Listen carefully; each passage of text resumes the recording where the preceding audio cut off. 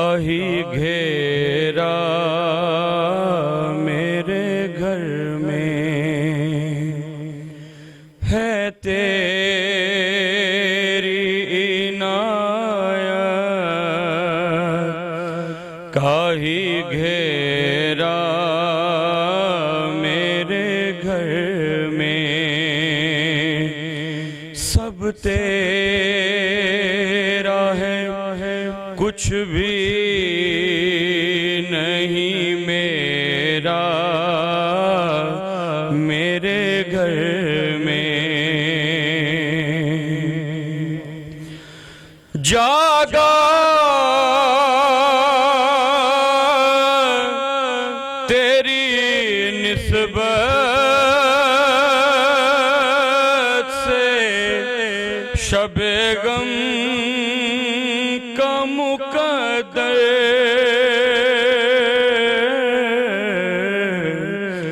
اور آیا تیرے آنے سے سویرا میرے گھر میں آیا تیرے آنے سے سویرا میرے گھر میں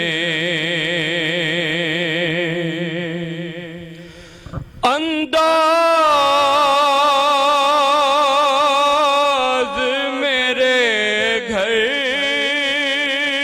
کے بھی کچھ اور ہی ہوں گے،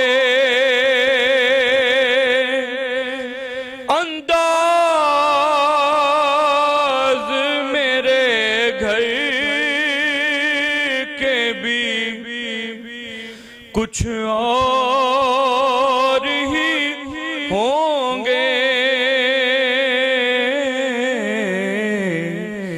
جس روز قدم آئے گا تیرا میرے گھر میں اتنا کافی ہے زندگی کے لیے، اتنا کافی ہے زندگی کے لیے، رکھ لے آقا جو نوکری کے لیے، اتنا کافی ہے زندگی کے لیے، رکھ لے آقا جو نوکری کے لیے، اور تک کہ ان کو ایوب کے گھر میں، تک کہ ان کو ایوب کے گھر میں محل ترسے ہیں جھوپڑی، محل ترسے ہیں جھوپڑی کے لیے، اور آ گئے قبر میں بھی چھڑوانے، آ گئے قبر میں بھی وہ چھڑوانے، درد کتنا ہے امتی کے لیے، درد کتنا ہے امتی کے لیے، اتنا کافی ہے زندگی کے لیے، اور لمبے سجدے کیے نبی نے کہا، لمبے سجدے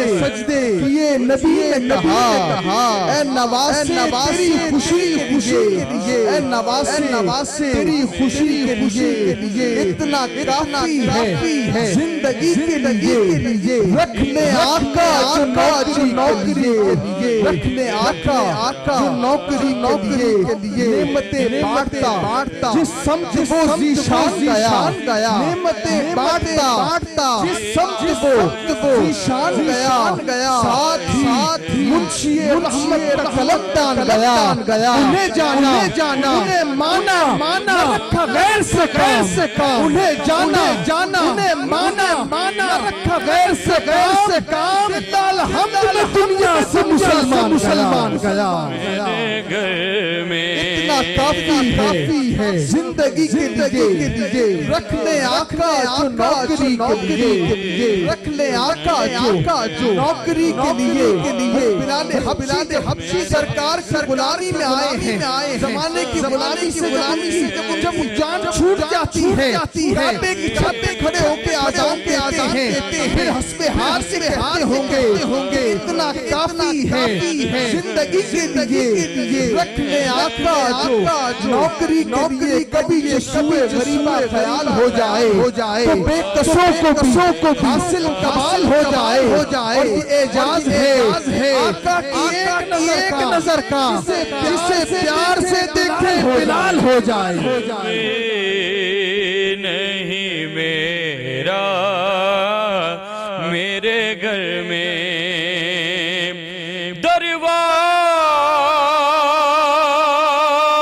دروازے پہ لکھا ہے تیرا اس میں گرامی اس لیے آتا نہیں بھولے سے اندھیرا میرے گھر میں آتا نہیں بھولے سے اندھیرا میرے گھر میں میرے ہاتھوں سے خوشبو جاتی نہیں میرے ہاتھوں اور میرے ہونٹوں سے خوشبو جاتی نہیں میں نے نام محمد کو لکھا بہت اور چوما بہت میں نے نام محمد کو لکھا بہت اور چوما بہت کیونکہ ایمان کا ثبوت تمنائے مصطفیٰ قرآن گفتگو کرے سمجھائے مصطفیٰ اور بینائیاں ہواؤں سے آگے نکل گئیں آواز خدا کو نظر آئے مصطفیٰ اور میری تجوریاں ہیں مظفر بھری ہوئی میری تجوریاں ہیں مظفر بھری ہوئی باقی وہ اور کیا جسے مل جائے مصطفیٰ کچھ بھی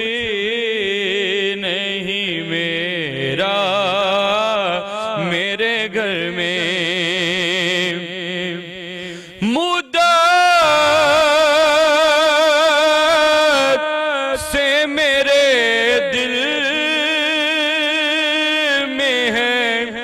ارمان زیارت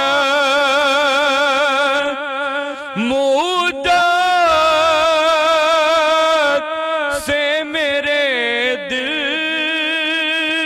میں ہے ارمان زیارت تو ہو جائے کرم کا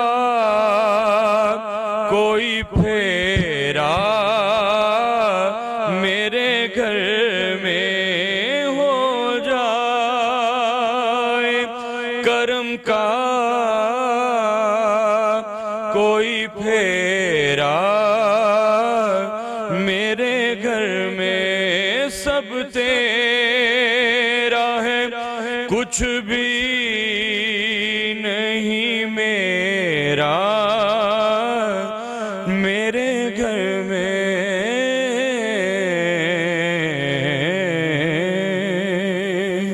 سلام پیش کیا نہ شاہوں سے ملا ہے نہ سکندر سے ملا ہے اللہ کا عرفان اسی در سے ملا ہے جس کو بھی ملا ہے مقدر سے ملا ہے ارے مجھ کو تو مقدر بھی تیرے در سے ملا ہے خوبصورت نعت پاک پیش کی ہمارا سیگمنٹ جو آپ کو بہت پسندیدہ ہے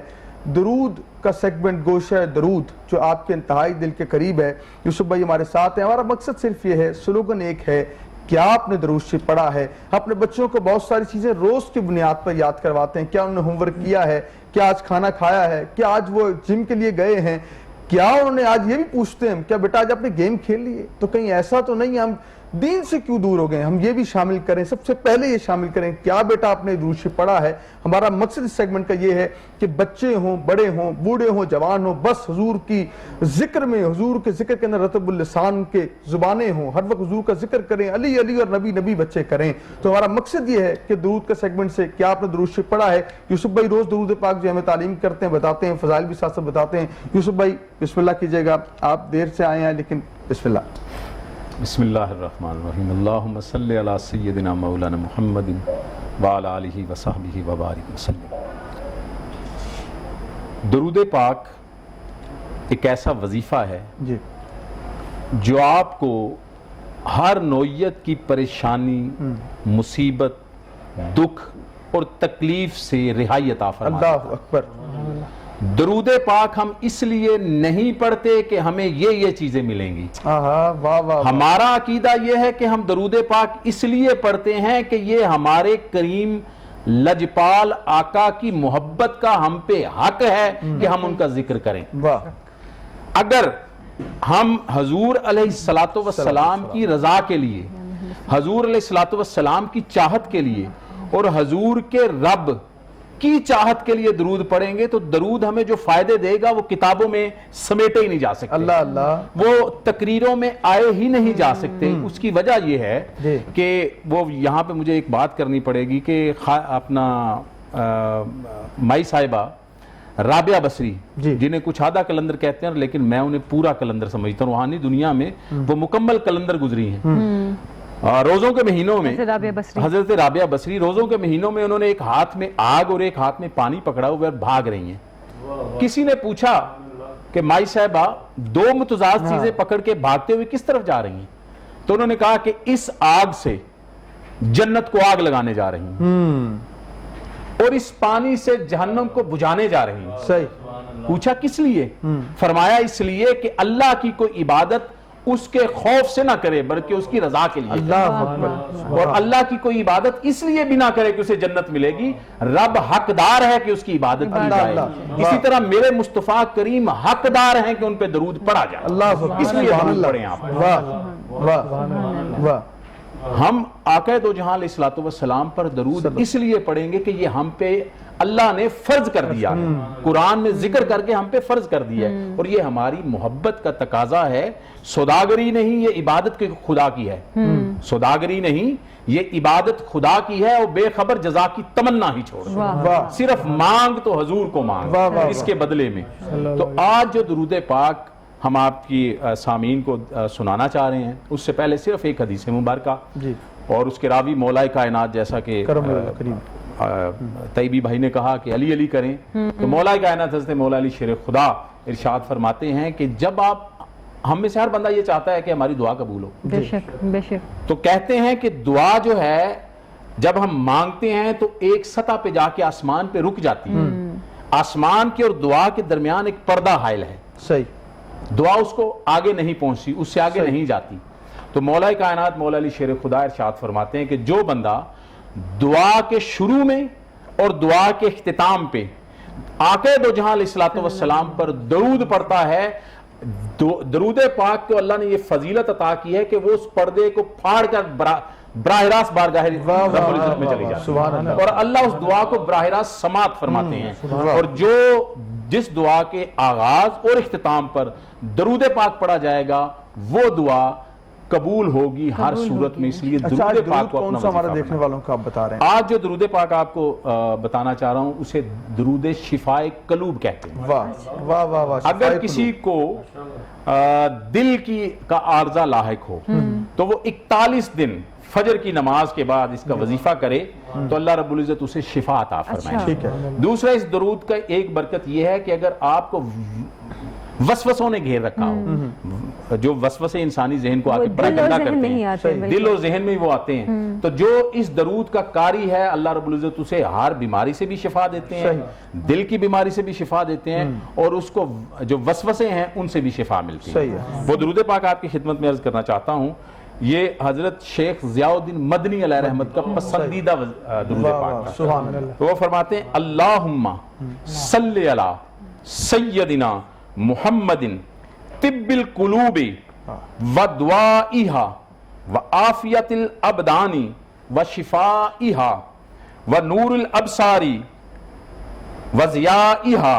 وعلی آلہ وصحبہ وسلم۔ اس کا ترجمہ بھی آپ کی خدمت میں عرض کرنا چاہوں گا کہ اللہ درود بھیج ہمارے سردار محمد علیہ الصلوۃ والسلام پر جو دلوں کے طبیب ہیں، دلوں کے اصل طبیب آقا دو جہاں علیہ الصلوۃ والسلام، جو دلوں کے طبیب ہیں اور ان کی دوا ہیں، اور بدنوں کی عافیت اور ان کی شفا ہیں، اور آنکھوں کا نور اور ان کی روشنی ہے، آپ پر، آپ کی آل پر اور آپ کے اصحاب پر درود و سلام۔ درود و سلام ہو، اور اس کے ساتھ صلی اللہ ہی علیہ یوسف بھائی نے اتنی پیاری بات کی کہ ہمیں درود پڑھنا اس لیے ہے، اور یہ خوش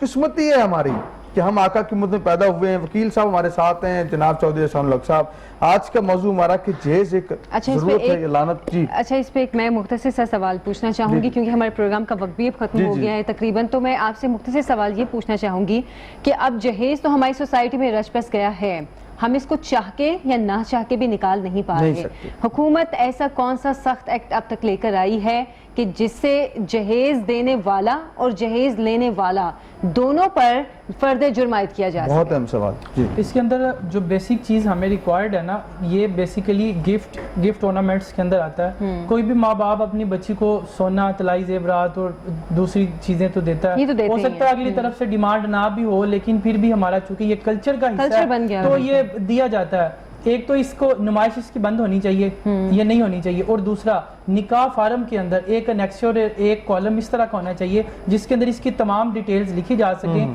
تاکہ گواہان کی موجودگی میں اسے مہر ثبت حاصل ہو۔ کبھی کوئی قانون آیا ہے اس پہ؟ نہیں، ابھی ہمیں یہ بہت چیز فیس کرنی پڑتی ہے۔ اگر ہمیں یہ کالم مل جائے اس کے اندر تو فیملی جو کورٹس ہیں وہاں سے 50% جو کیسز ہیں ریکوری آف ڈووری آرٹیکلز کے وہ ختم ہو جائیں، اور جو لوگ ادھر اپنا مسائل فیس کرتے ہیں بچیاں یا جو لوگ مردوں کی طرف سے بھی، تو یا کوئی جھوٹ ادھر اپنا کوئی الیج کرنے کی کوشش کرتا ہے لسٹ لمبی بنا کے، یا دوسرے جو مسئلے ہمیں آتے ہیں تو وہ تمام ادھر سے ختم ہو جائے اگر نکاح فارم کے اندر یہ کالم ہمیں گورنمنٹ بنا دے۔ میری گورنمنٹ آف پنجاب سے یہ ریکویسٹ ہے کہ ہمیں اس چیز کا اپنا کالم بنا دیا جائے کہ جو گفٹس ایک بیٹی والے اپنی بیٹی کو شادی کے موقع پہ دیتے ہیں اس کے اندر خانہ ہو اور اس کے اندر پوری تفصیل لکھی جائے اور گواہان کی موجودگی میں اس کے اوپر سائن ہو۔ اچھا، اگر خانہ نہ بھی ہو، جھوٹ غلط بیانی نہ کرے، خانہ نہ بھی ہو تو ایک صفحہ ساتھ الگ سے ہونا چاہیے، وہ بن جائے نا، ایک بن جائے اس کے اوپر وہ ساری لسٹ بن جائے۔ اچھا، لگا بھی تو سکتے ہیں نا، لڑکی والے لگا سکتے ہیں، لیکن نکاح فارم کے ساتھ جو اسی کے اندر جمع ہوتا ہے اس کے اندر اس چیز کی شک نہیں ہے، تو یہاں اس طرح کر لیں اگر لوگ اپنے طور پہ کرنا چاہیں، ایک سٹام لکھ لیں اور ایک بڑا ادھر سے لے لیں، فیملی ممبر ایک ادھر سے لے لیں، دونوں کا سائن کروا لیں کہ یہ چیز تاکہ ماں بہنوں کے۔ بہت شکریہ آپ کا احسان بھائی، آپ آئے، جمیل بھائی آپ کا بہت شکریہ، آپ کا یوسف بھائی بہت شکریہ، درود پاک آپ کا سر بہت شکریہ، آپ تشریف لائے۔ اور ہمارا کا موضوع تھا کہ جہیز ایک ضرورت ہے کہ لعنت۔ آپ میں حاصل کلام یہ ہے کہ آغاز اپنی ذات سے کرنا ہے، ہم نے خود سے شروع کرنا ہے کہ جب ہم اپنی بچیوں کی شادی کریں تو ہمیں کیا ذہن میں بات رکھنی ہے، ہمیں اللہ اور اس کے رسول کی تعلیمات پہ عمل کرنی ہے، اور اگر بچے کی شادی ہم کر رہے ہیں تو ہمیں بچوں کو حضور مولا کائنات کی سیرت کو پڑھانا ہے۔ ہمیں یہ پڑھانا ہے کہ جب شادی ہوتی ہے اس پاک سیدہ اماں جیزارہ پاک سلام اللہ علیہا کی، تو پھر حضور مولا کائنات زر بختر اپنی آپ جو بیچ کر اس کے بعد گھر کا سامان لاتے ہیں، تمام کرتے ہیں۔ یہ تعلیم ہے میرے دین کی، یہ ہے میرے کریم کا دین، یہ ہے رسول پاک کی تعلیمات۔ اللہ کریم آقا مولا کے تعلیمات پہ چلنے کی توفیق عطا فرمائے۔ انشاءاللہ ملاقات ہوگی آپ سے کل۔ ہمارے تمام ٹیم کو اپنی دعاؤں میں یاد رکھیے گا، جتنے ہمارے کیمرامینز ہیں، ہماری اسٹاف ہے، مطاہر صاحب، ہمایوں صاحب، عثمان صاحب، اور جتنے بھی ہمارے پروڈیوسر ڈائریکٹر جو اس نشریات کو آپ تک پہنچانے میں تعاون بنتے ہیں، اور اسپانسرز بالخصوص زمزم مال، گولڈن سین اپارٹمنٹس، علیم پینٹس اور ممتاز میل بیوٹی پارلر کاسمیٹک والے اور نثار صدیقہ والے، ان سب کا بہت شکریہ۔ اور آخر میں ہم دعاؤں میں یاد کرتے ہوئے آپ ہمیں جو ہے رخصت دیجیے گا۔ ملاقات ہوگی آپ سے کل۔ اللہ نگہبان، یار زندہ، صحبت باقی۔ اللہ حافظ۔